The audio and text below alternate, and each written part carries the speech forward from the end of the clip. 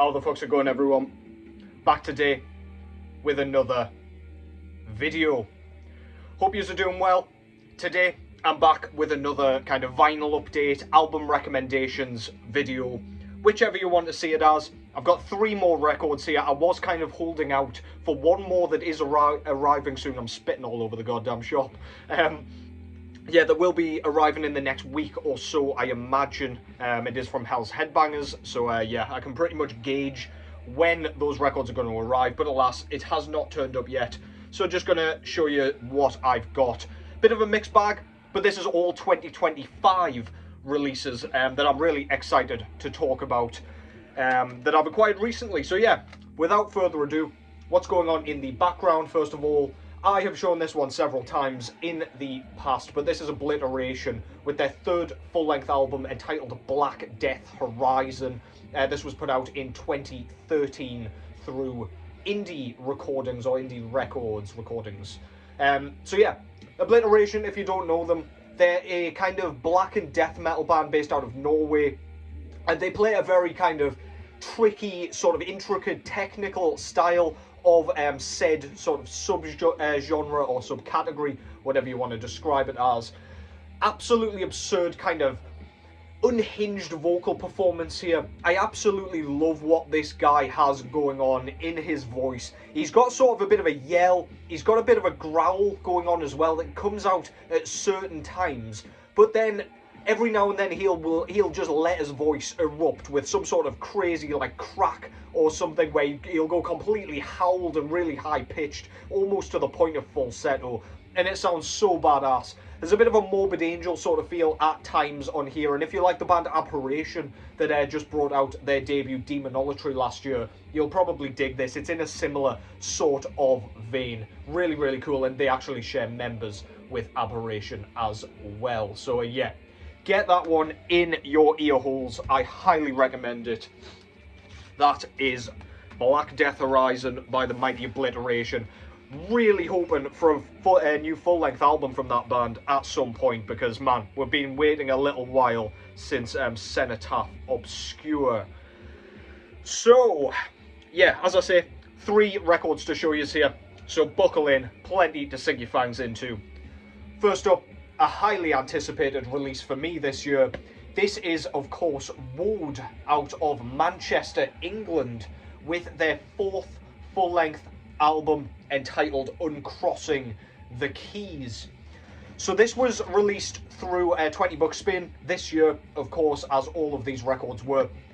And this band's kind of been progressing as they have been releasing records, but not in a way where they're becoming sort of progressive with sort of technicality, wankery, sort of, I guess, technical flair on guitars. It's not just peppering you with notes and crazy time signatures and things like that. They've just been kind of changing their sound slightly each time. Where their first couple of records were kind of more in the blackened style, with hints of death metal, their 3rd album really kind of lent in to the death metal side of things, with, of course, a bit of a blackened touch still. It had a bit of a thrash thing going on, that 3rd record, and then this one they've gone more melodic. So this is kind of a melodic blackened death metal album, if you will. There are lots of elements to this that remind me a ton of Tribulation, especially the kind of later stuff, not so much the kind of Swedish death metal stuff that they were doing early on. This is mainly because of the guitar tone, the melody, but also the vocal performance. It's a bit of a serpentine kind of scream, sort of mid-register sort of style going on here. He hasn't changed his vocal style at all, but just with the kind of better production that they've gone with these last 2 records, it just really reminds me of Tribulation, again, especially with those kind of melodies, and yeah, just their general approach and sound. It is really kind of moving towards that style. There's not so much a gothic thing going on here, it's more Tribulation if they kind of ditched some of that and went more death metal. But this is a really, really good record. The first single was absolutely my favourite. I think that was Under Lantern Light. I could be wrong there. I'm not so familiar with the track titles yet. But anyway, the first single was absolutely fantastic. I don't think I've even gotten that right. I think it was Transmutation, actually. But yeah, really, really fucking good anyway. It's got a killer riff. It's got a really memorable sort of melodic sort of lead going on at the very beginning there. I'm still kind of learning this and still taking it in and absorbing it. However, every listen, I've really, really enjoyed it. Do I like it as much as the last 3 records that they've done? Probably not, but I think that's mainly because of said style that I was talking about just before. It's not quite as much my style as the early work, and I do prefer that thrash injection as opposed to more melody. However, this is really, really good stuff, man. Go and check it out if you haven't already. Pretty underrated band, despite being on the 20 Buck Spin roster now. But yeah, they were on, I think, Vendetta Records, if I'm not mistaken, with their first couple. But yeah, I digress. Front cover there, very, very cool logo. I've got a patch of that on my jacket somewhere. And then on the front, we've kind of almost got a bit of a catacomb looking thing. It kind of reminds me of your descent into the catacombs from Filing Shrine on the first Dark Souls. And then we've got the kind of, well, on Dark Souls it would be those exploding skulls that just come out of nowhere and absolutely rip you apart when you're under-leveled and find yourself going down into there. But yeah, on here we've got like a big beaming light and just lots of spiritual goings on, almost like a undead flame or something like that. Kind of, I don't know what to call it really, but yeah, very cool. Really like that shit. Very intricately drawn, and you can sort of see all the detail and everything like that. It's kind of intricately it's almost line drawn. But yeah, I don't know what I'm talking about. It looks cool. On the back, we've got the track listing there, and then we've got some more art as well. Still kind of looks like a catacomb here, but yeah, not sure what is going on. Otherwise, we've got a guy transcending humanity here, some sort of demigod or something to that effect. A guy with, I don't know if he's been x-rayed or something there, but he's had a disaster regardless. As I say, 20 Buck Spin, put this one out. In here, we get an insert with all of the lyrics. 20 Buck Spin, of course, doing a fantastic job with the aesthetics and everything. Always do a stellar job. Always great attention to detail. But yeah, we've got the track listing and more lyrics on there. We've got a band photo and indeed personnel, etc. Bit of recording information and things. And finally, this was put on a really fucking pretty sort of red with orange and sort of lighter shades of red and black marble vinyl. Look at that, man. Bits of orange and yellow and stuff in there as well. Really, really cool. Absolutely love that. Anything really goes with black and white, but I do like that sort of contrast. They work together extremely well, if you ask me. But yeah, not the most important thing, of course.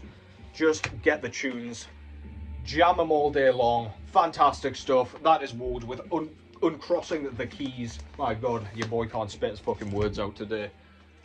Really good stuff.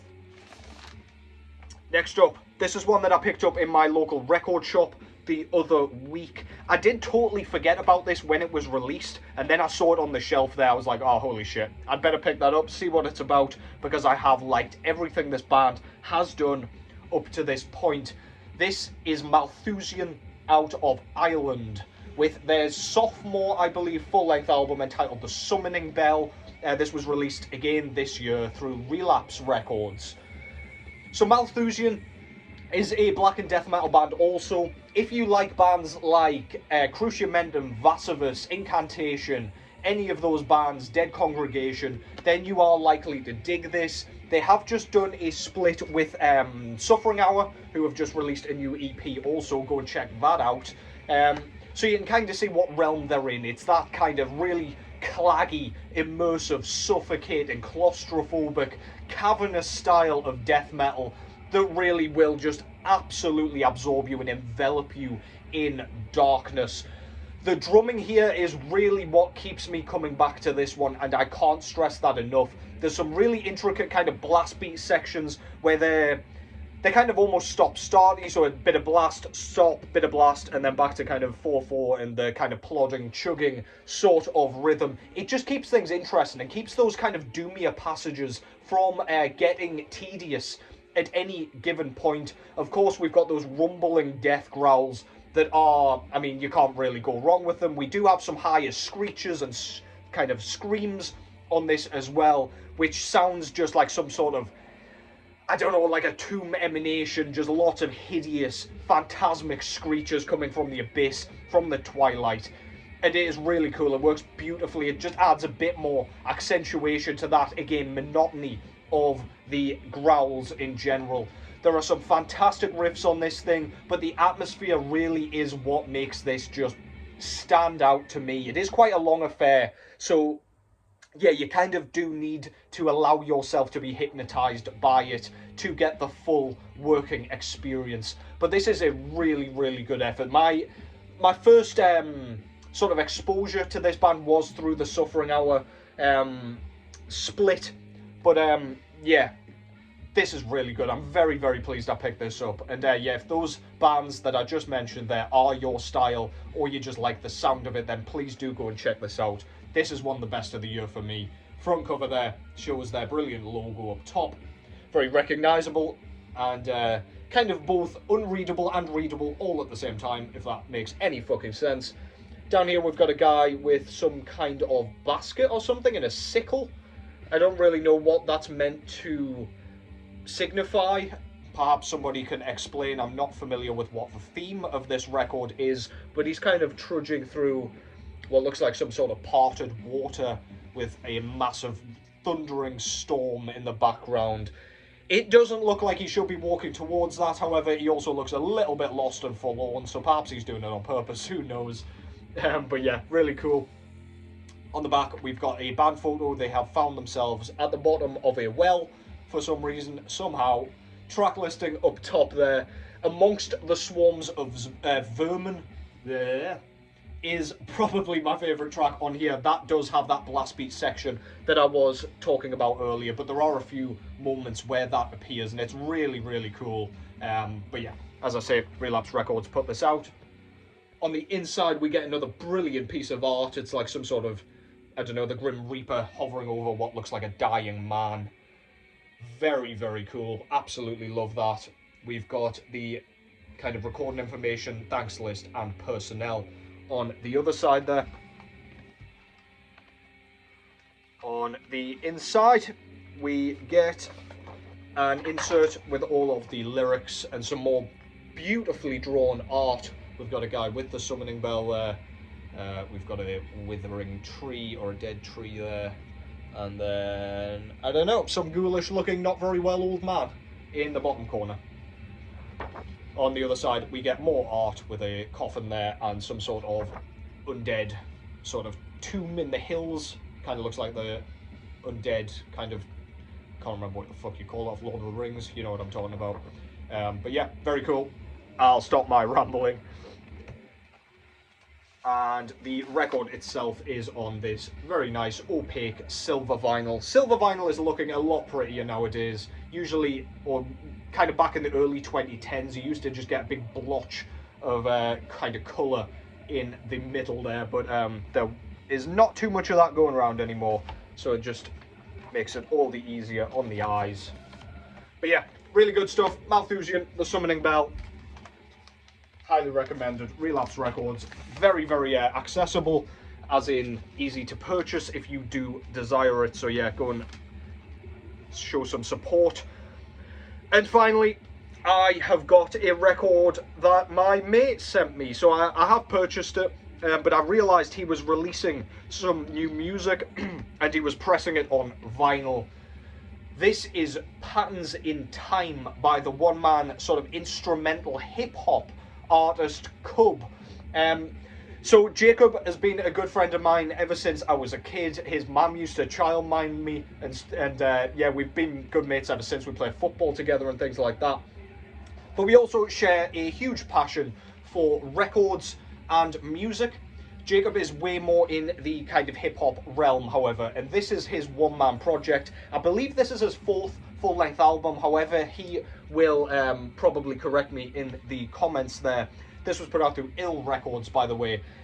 This is like an experimental, instrumental hip-hop album with tons of brilliant samples, really intelligently kind of put together beats, some very, very cool kind of drum samples on here, which he was kind of showing me where he was getting some of these drum samples from, and it's really badass how he can just kind of use his ears and be like, that's going to sound cool with this instrumental. There's kind of pianos going on here, there's violins, there's electronic elements. As I say, the drum beats are like traditional hip-hop beats that you would hear in kind of early grimy sort of New York hip-hop albums. Like, some of these remind me of like Nas, and some of the instrumentals do as well, off like Illmatic. But yeah, this is a really like thought-provoking, hypnotic, sort of transcendental experience. It's one you can just whack on, and it kind of does just transport you into another dimension. It just makes you think, and there's plenty going on where you just can't help but kind of find new bits and bobs every time you hear it. It's a really easy listen, despite it being all instrumental. I don't listen to very much generally kind of instrumental stuff. But yeah, this is absolutely fucking brilliant. Really, really cool. Very, very standout and different. If you in any way like hip-hop, I cannot recommend this enough. This will be limited, so I would recommend you go and pick this up immediately. But take it from me, who is not a hip-hop head by any stretch of the imagination, if you like that kind of early boom bap kind of style with that brilliant drum sound, then honestly, do go and give this a try, because you will likely enjoy it. If I enjoyed it, a lot of you will as well. Absolutely brilliant, an incredibly talented guy, and I'm not just saying that just because he's a mate. Honestly, this is absolutely fan-fucking-tastic, and I was astounded by how much I enjoyed it. Really love that art style there. We've got a big eyeball inside what looks like, I don't know if it's a bass drum or what. We've got a disgusting looking leg here in a trainer. It's massive for some reason, but yeah, I don't know what's just happened here, if he's just eaten like a toxic waste or something, but he has fucking squished his face up there. Unless it's just the beats that are making him like that. It's just like a really abstract piece of like kind of, I don't know, not quite comic book style, that's not correct. Like almost an animated style of drawing. I'm not sure who did the artwork for this one. But yeah, really cool stuff anyway. Jacob's an incredibly talented artist as well. So yeah, go and check out his other work too. But I digress. On the back, we've got a few kind of little quotes and things like that. Really cool. Highly recommend you delve into those. It's very like spiritual and that sort of thing. Yeah, we've got recording information and all that good stuff as well. Brilliant, brilliant work on the inside here. There's no inserts or anything to speak of, but this came on a very, very nice white vinyl, opaque, of course, to go with that cover art splendidly. Yeah, I've been dying to talk about this one. I did post it on my Instagram with a review, and quite a lot of you responded well to that. Honestly, take it from me, this is brilliant, brilliant stuff, and go and support my mate, because he's working goddamn hard. He's doing this on top of his full-time job, and he's got plenty of other hobbies as well as kind of just sitting listening to records. I will be doing a video with him at some point hopefully in the near future, where we'll be kind of discussing some oddities in our collection, and we'll listen to each other's music and stuff like that, which will be really fucking cool. So stay tuned for that. But yeah, for now, go and support him. That's Cub with Patterns in Time. And that concludes that. Thank you very much for watching and for supporting as per usual. I'll be back sooner rather than later, so stay tuned for more releases that are on their way. But for now, take care as always, and I will catch you in the next one.